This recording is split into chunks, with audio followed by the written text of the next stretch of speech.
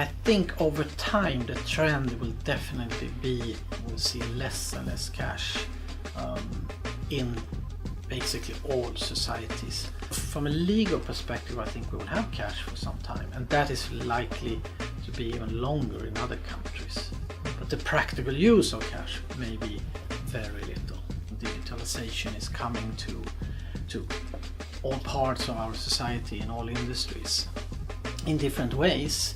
The payment system is very digitalized already, so now when cash disappears, we see almost it's the last non-digital part that is disappearing. It's not that new digital processes and systems are entering. I'm not advocating this. I'm doing research on it.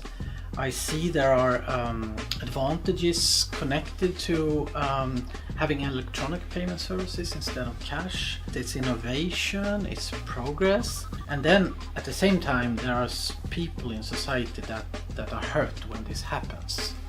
So people that rely on cash, elderly or people with physical or cognitive disabilities, they get problems when cash disappears. We also see small, medium-sized enterprises, often retailers in rural areas where maybe the mobile network doesn't work, that cannot accept payments, electronic payments, because the infrastructure is not reliable.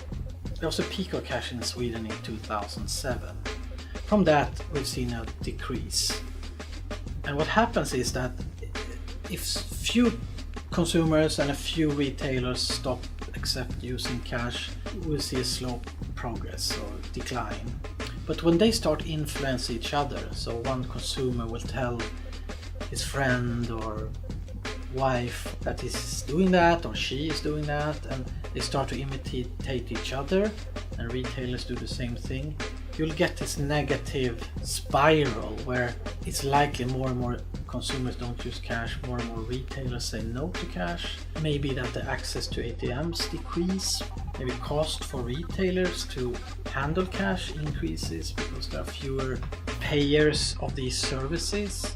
Now there are countries where cash increase, so it's not, Sweden is somewhat of an exception, but it's difficult to say at what pace and speed this will happen, and also if cash will disappear entirely.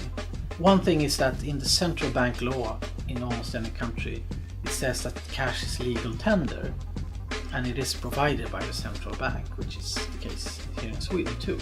So even here, cash is likely to stay for quite some time, at least until they change the law and change the mandate of the central bank.